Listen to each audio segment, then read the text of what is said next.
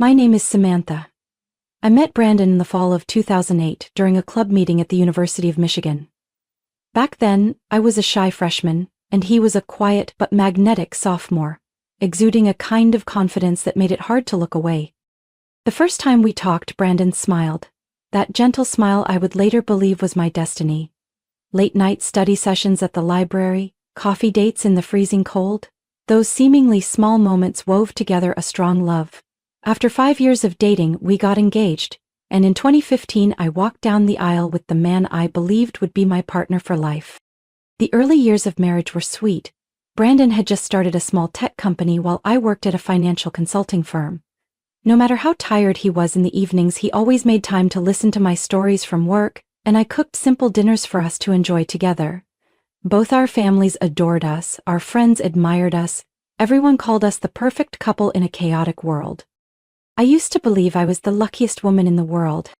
By 2023, after 8 years of marriage and 15 years together, we had just bought our dream cabin in the suburbs of Seattle. Brandon had built a solid company preparing to take it public. My own career had advanced. Life felt like a dream written out in advance.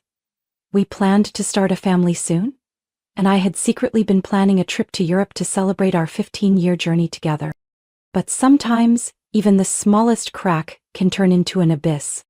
I started noticing Brandon being away from home more often, citing meetings and networking events.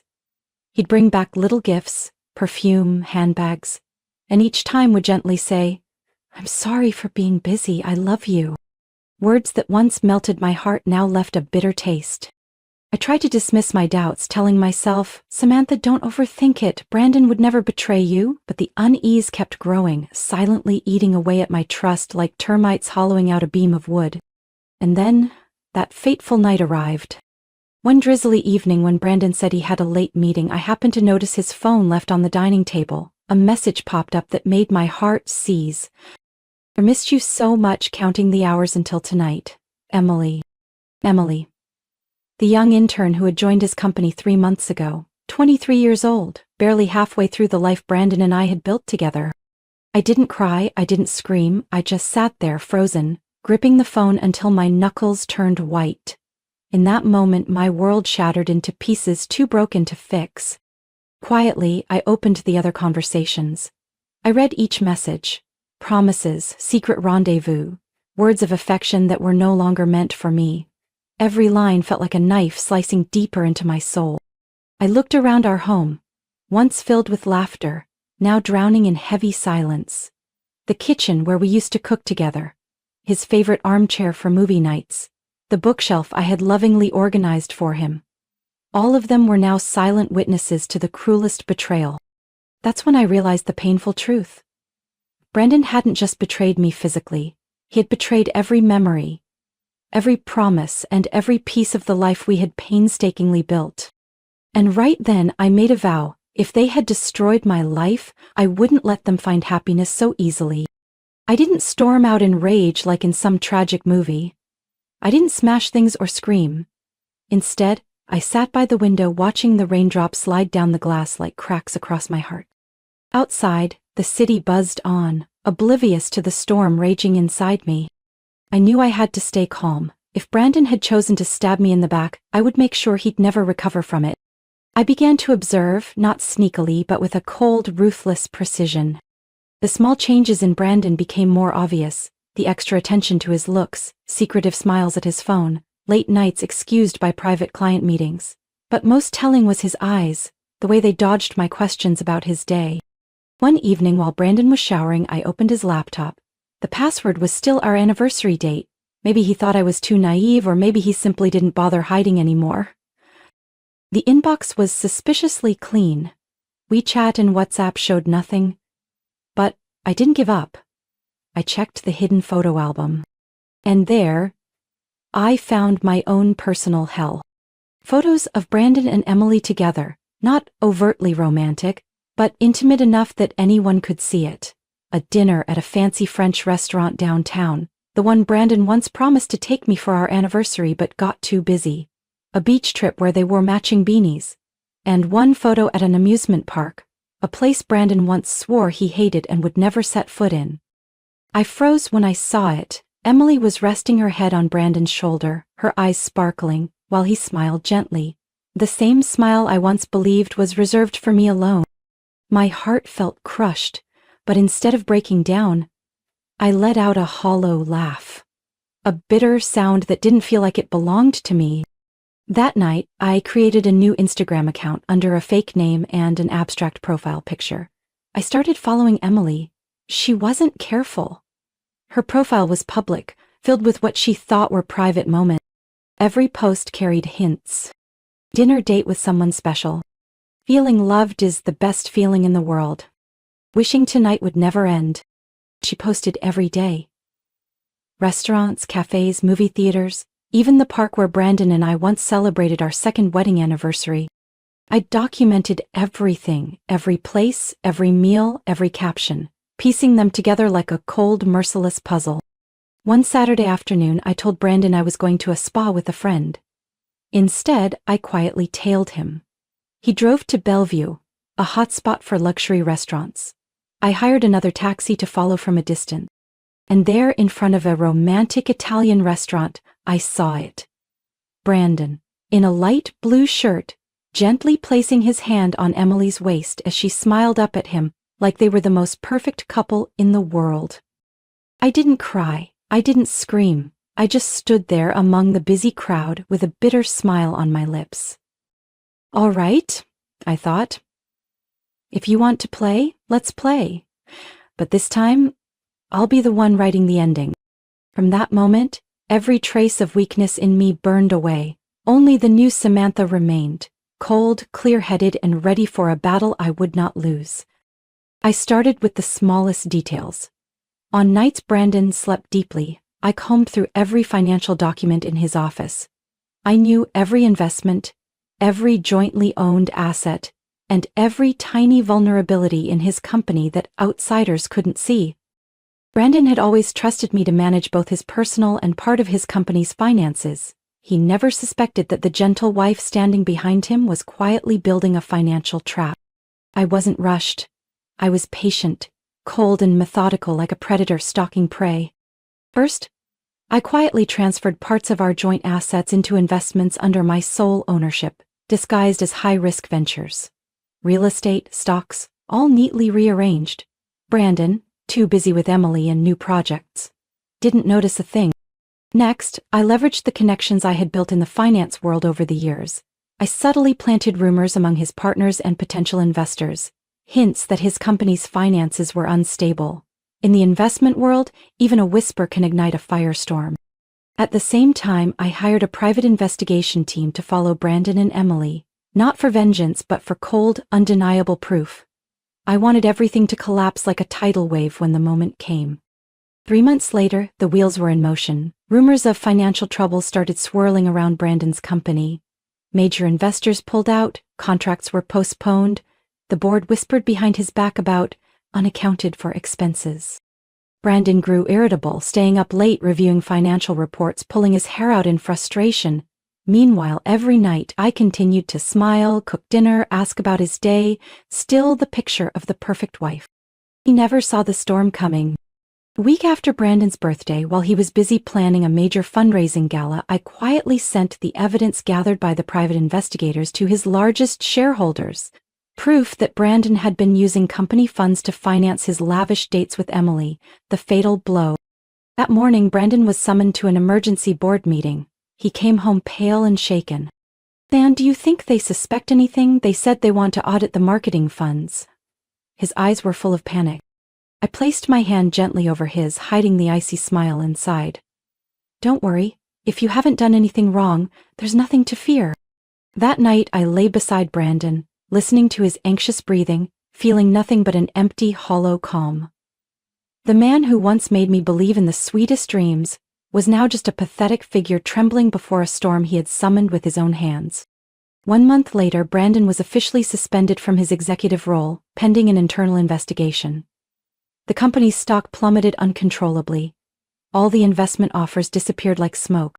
Everything Brandon had spent more than 8 years building collapsed like a sandcastle, facing a giant wave. As for me, I sat on the balcony of the penthouse, now solely under my name, sipping wine, quietly watching the city lights come alive. I wasn't exactly happy, nor was I heartbroken. I just knew the game had only just begun. Emily would soon realize that a relationship built on lies and stolen wealth could never bring real happiness. And Brandon, who had thrown my love and trust into the abyss of betrayal, would pay with everything he once held as pride. I didn't rush to deal with Emily. I waited until Brandon hit rock bottom, until she was all he had left to cling to. At the time, Emily still flaunted herself on social media, sharing photos of her perfect life, dinners at five-star restaurants, expensive imported bouquets, vague captions about soulmate love. But I knew the shiny facade was rotting underneath, and it was time to tear the illusion apart. I sent the collected evidence, photos of their secret dates, sky-high restaurant bills charged to company funds, financial statements showing Brandon funneling marketing money into personal expenses, straight to the Student Affairs Office at the University of Washington, where Emily was pursuing her master's degree in communication. In the anonymous letter, I attached a simple sentence. Does a student with such poor ethics deserve the school's prestigious scholarship? 1 week later, Emily was summoned. The prestigious school she used to brag about turned into a cold wall of accusations. The administration launched a serious investigation. Interviews, interrogations, cross-examinations came rapidly. When Emily tried to deny everything, high-resolution printed photos crushed every excuse. Pictures of her with Brandon at luxury restaurants, secretive hand-holding, suggestive social media posts. Undeniable evidence. Within 2 weeks, the final decision came. Emily's scholarship was revoked, she was suspended from her program, and an ethics violation was permanently added to her academic record. But I didn't stop there. I knew Emily's parents were high school teachers in a small town near Spokane. To them, reputation was everything. I hired someone to quietly spread the word in their town about their golden daughter being involved in a financial scandal and breaking up a marriage. Flyers circulated across the neighborhood, and detailed papers about the scandal appeared outside the school where her parents taught. It didn't take 3 days for Emily's name to be whispered everywhere. Parents protested, demanding the school remove teachers whose children had tainted reputations. Her family's credibility plummeted. Meanwhile, Emily desperately tried to reach Brandon, but he, drowning in endless financial audits and trying to save his crumbling company, had no strength left to care for his young mistress. Emily, in desperation, sent me a hate-filled email blaming me for ruining her life over an innocent love. I read her message calmly, as if reading a weather forecast. No anger, no pity, just cold indifference. I replied with just 4 words. You brought this on yourself. The day I learned Emily was officially expelled, and her parents had resigned from their teaching positions to escape public backlash, I was sitting in my favorite cafe, leisurely flipping through a book. Outside, Seattle's misty rain mixed with the rich smell of coffee and wet grass, creating an oddly peaceful atmosphere. I had lost a marriage I once thought unshakable, lost my faith in the man who once swore eternal love. But in return, I regained the most important thing, my self-respect and control over my own life. Brandon and Emily hadn't realized yet. When they chose to betray me, they didn't just betray a woman, they had provoked a silent storm that would destroy them both. Less than 3 months after Emily's expulsion, Brandon's entire world collapsed. News of the financial scandal at his company spread like wildfire. Shareholders panicked, investors pulled out, joint ventures were canceled en masse. In a tense shareholder meeting, Brandon was officially removed as CEO, stripped of all control over the company he had built with his own hands. I got the news through a short phone call from my attorney. He chuckled and said, "Everything's unfolding exactly as you planned, Samantha." I simply nodded, feeling nothing. Maybe when betrayal cuts to the bone, even victory feels muted. Brandon fell from the peak straight into the abyss. Debt collection notices flooded the house, credit cards were frozen, banks demanded repayments. The mortgage on the penthouse he once proudly showed off became an unbearable burden. As for Emily, once proudly boasting about her love that defied all obstacles, she now hid away in a tiny rental apartment, her eyes heavy with bitterness. I heard they had moved in together, clinging to each other like 2 shipwrecked survivors, but real life was far harsher than the romantic fantasy Emily once imagined. Each day, they faced mounting bills and non-stop debt collector calls. Brandon grew gaunt, his face hollowed, his eyes lost and vacant. Emily lost all remnants of her former pride. Mornings she roamed the city looking for odd jobs, but her stained record got her rejected everywhere. Their relationship quickly turned from sweet to explosive fights. Emily blamed Brandon for not protecting her. Brandon blamed Emily for causing his downfall. An old mutual friend told me that during a screaming match in a cafe, Emily shouted in front of everyone, "You promised me a good life and now I have to wait tables to pay your debts?" Brandon just bowed his head in silence. Gone was the ambitious, confident man he once was. I listened. I knew. But I never once showed my face. I simply watched them destroy each other, sinking into the swamp they dug themselves. A few weeks later, Brandon was forced to sell his beloved sports car, then his luxury watch collection. Still, it wasn't enough. They had to move out of their apartment near downtown and into a rundown neighborhood, where rent was cheaper and no one cared about their ruined reputations. Emily couldn't bear the downfall. She constantly lashed out at Brandon, every complaint cut deeper into his already shredded pride. One stormy night, Brandon sat silently outside a dive bar, holding a cheap beer, his eyes vacant.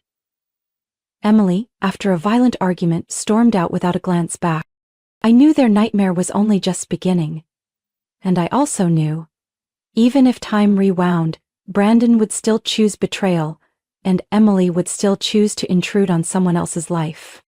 They deserved every bit of what they were suffering. In this world, apologies don't erase wounds, and not all love deserves forgiveness. That night, I stood by my window, watching the heavy raindrops fall onto the streets below. Seattle bustled on, but inside me, for the first time in years, there was absolute peace. Just a few months after Brandon's career and life collapsed, another cruel blow struck him.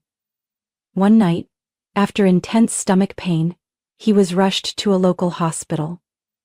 After several rounds of testing, the doctors quietly delivered the news: late-stage stomach cancer. Brandon sat on his hospital bed, face ashen, hands trembling as he clutched the diagnosis report. His world shattered all over again. No career, no friends, no health. The cruelest irony was when the nurse asked about his health insurance, and Brandon had none. He once had a premium plan that I had carefully chosen back when we were married. But after moving in with Emily, she had canceled it to save money, thinking it was an unnecessary expense. Now, in the cold, empty hospital, Brandon realized the true cost of his foolish decisions. With no other options, Brandon had to sell what little he had left: his old wedding ring, his rare book collection, the shabby apartment he and Emily lived in. All sold off one by one.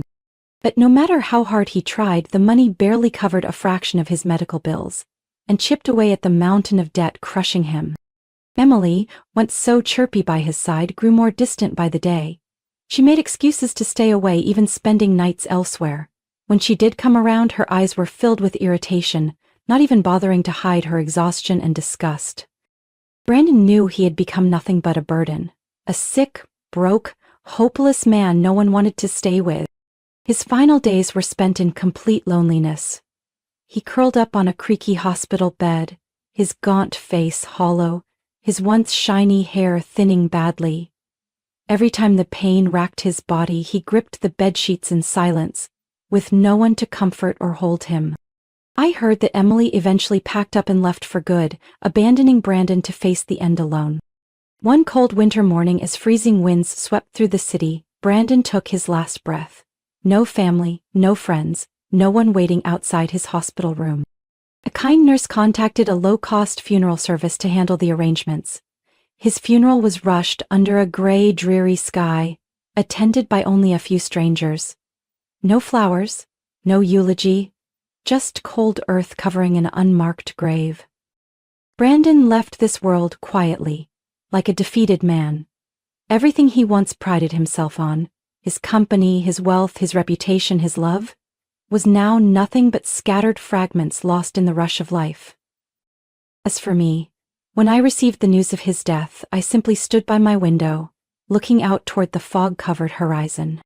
I wasn't happy nor was I regretful, there was only a vast emptiness spreading inside me, as if a harsh chapter of my life had finally closed. Brandon once had everything, but he lost it all by his own hands because of greed and betrayal. And perhaps, no matter how cruel, this ending was simply the justice that life had quietly arranged. After Brandon's rushed funeral, the name Emily Parker slowly faded into obscurity, like a blurred ink stain on someone else's life story. With Brandon gone, Emily faced a harsh reality like never before. No prestigious degree, no real work experience, and a personal record tainted by the scandal with Brandon. Emily soon realized just how ruthless the world could be. She started applying everywhere: restaurants, cafes, even convenience stores. But most places politely declined. Some even bluntly said, "We don't hire people involved in financial scandals."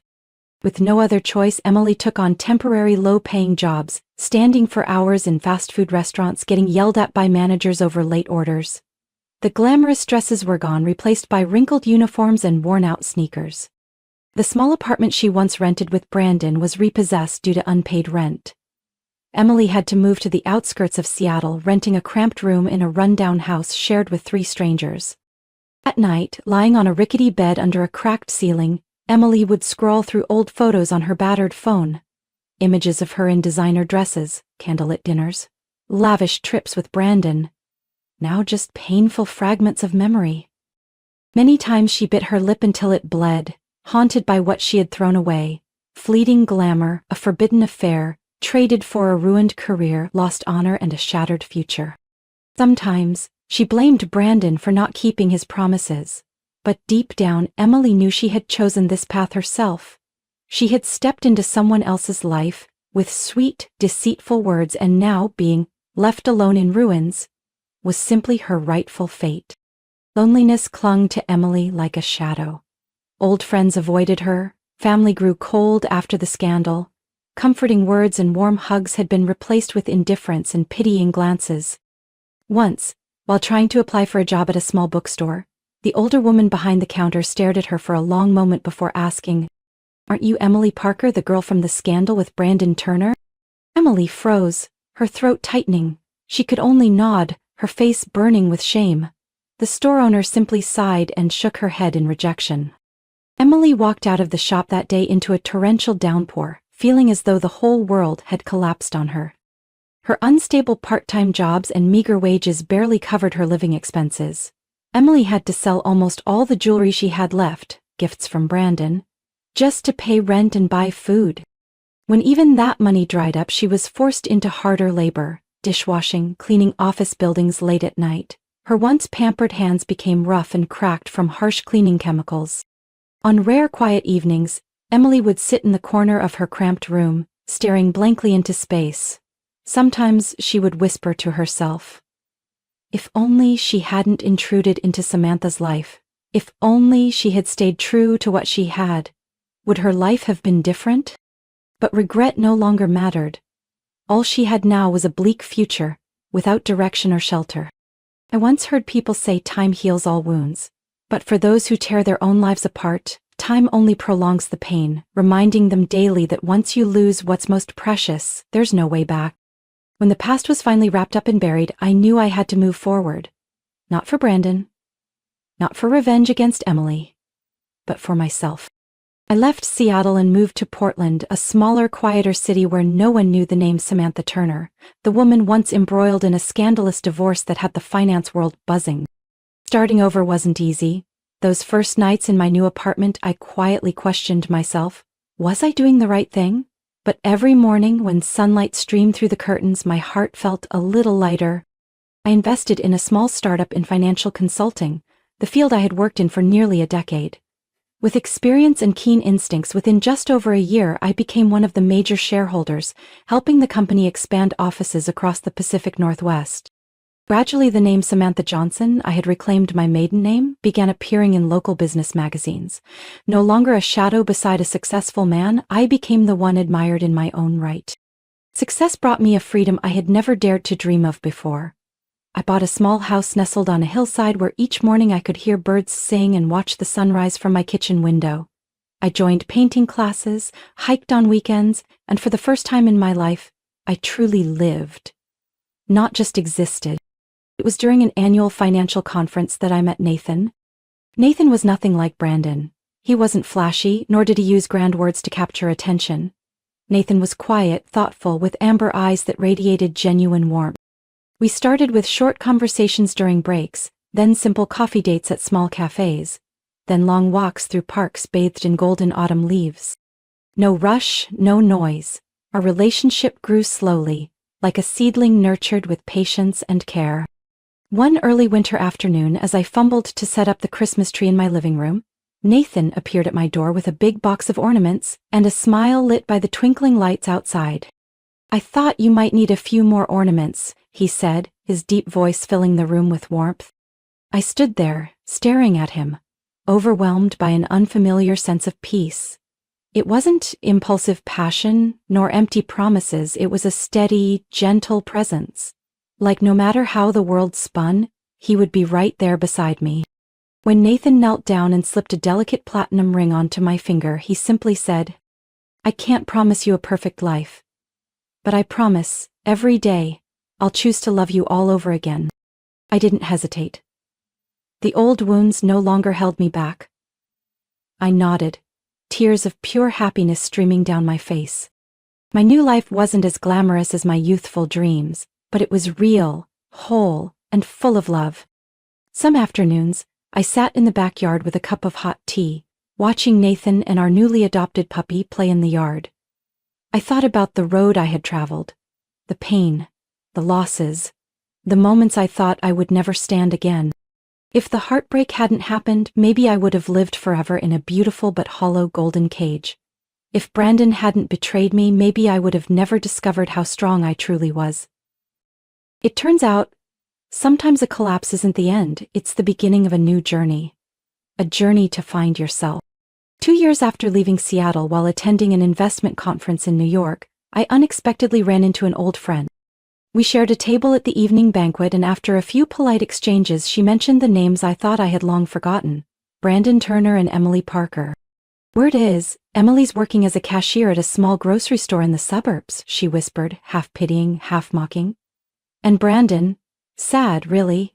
He used to be the face of Seattle's startup scene, and now nobody even remembers him." I smiled and raised my wineglass under the glittering chandelier, a calm, unbitter smile. Later, out of pure curiosity, not longing, I drove past the suburbs she mentioned. From my car, I saw Emily, standing behind a cash register, drowning in a loose, dull gray uniform, her hair hastily tied back, her face hollow and worn. Her vacant eyes scanned each item on the conveyor belt, stripped of the confidence and pride she once flaunted. The hands that once wore sparkling rings, that once held champagne glasses at lavish parties, were now rough and tired. A cold wind blew through, carrying the smell of fried food and dampness from the little store, making me turn away, not out of pity, but because I knew, you reap what you sow. As for Brandon, news of him faded from the finance world. No one mentioned the once glorious Genotech anymore. He had tried to bounce back with a few small projects, but lacking capital and credibility, he couldn't regain his footing. The last I heard of him was from an online article. A former businessman struggling to survive by offering consulting to small startups. In the accompanying photo, Brandon looked far older than his years, the light in his eyes long extinguished. While they struggled in the shadows of life, I was living my brightest days. The company I invested in had successfully gone public. I became one of the top businesswomen under 40 recognized by the most prestigious economic magazine in the region. On the awards stage, dressed in an elegant ivory silk gown, I smiled brightly under the flashing lights, as the announcer's words echoed, "Samantha Johnson, a symbol of resilience and rebirth." In the audience, Nathan held my hand tightly, pride glowing in his eyes. Every morning, waking up in my sunlit home, I brewed coffee, opened the windows to let the breeze in, and watched birds soar across the bright blue sky. I felt every heartbeat, unburdened, free. If once I thought my life needed to be tied to a man to be complete, now I knew. True value lies within yourself. Brandon and Emily chose their paths. They led each other to their endings. As for me, through all I had endured, I stood up, moved on, and shone in my own light. I no longer harbored resentment or regret. Only a quiet gratitude for the pain that made me grow, for the losses that helped me find myself, and for those who turned away, so that I could walk into the light on my own. My life had seen bitter losses and wounds I thought would never heal, but it was those darkest days that forged me into a strong, resilient woman who knows her worth. I learned how to rise from the wreckage, find light within myself, and build a new, far happier life. Today I live not for the past, not out of hatred, but for the future, for true love and for the resilient heart that led me here. What do you think about Samantha's journey? Was her choice the strongest way to move through the pain? Share your thoughts in the comments. And don't forget to follow the channel for more heartfelt family stories.